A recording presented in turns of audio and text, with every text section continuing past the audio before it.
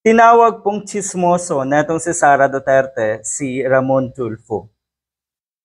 Kasi daw tsismis lang yung kanyang sinasabi, yung kanyang inilabas na listahan na umano ay kasama sa pagpaplano para patalsikin ang nasa Malacanang. At ang nagpondo nga daw doon ayon kay Ramon Tulfo ay si Sara Duterte, si Pulong Duterte, pati na rin si Chavez Singson.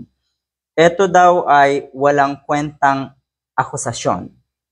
Itong pagpapakalat daw ng ganitong impormasyon ay hindi nakakatulong sa bansa. Ikaw talaga, Sara Duterte. As if naman alam niyo po kung ano yung nakakatulong sa ating bansa. At yung sinasabi niyo po na chismis lang, etong destabilization plot laban nga sa ating gobyerno. Sa ating gobyerno na sana ay kasama ka, Sara Duterte, pero mukhang ayaw mo.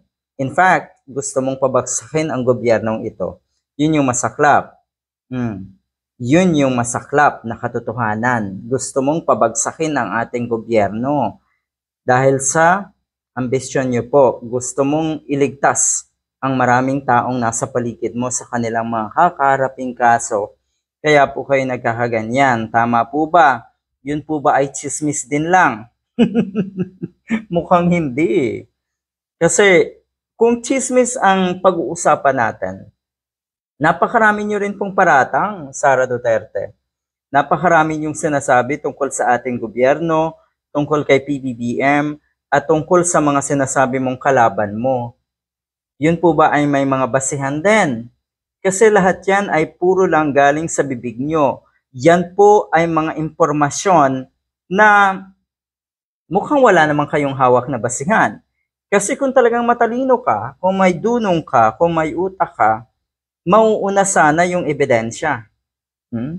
Ipapakita mo kung ano yung hawak mong ebidensya bago ka magngangawa sa social media at sa media. Yun yung masaklap na katotohanan. Wala daw maipakitang ebidensya etong si Ramon Tulfo. Kayo rin po ba, Sara Duterte, may ipinakitang ebidensya sa haba kasi ng listahan ng akusasyon mo sa mga taong itinuturing mo kunong kaaway?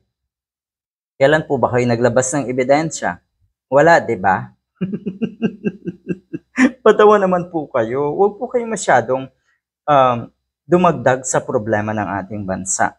Kung tutuusin, kayong mga nasa paligid ni Digong, kayo na ang pinakamalaking problema ng ating bansa. Pero ang ginagawa na lang sa Sara Duterte ay tila ba dinadagdagan palalo.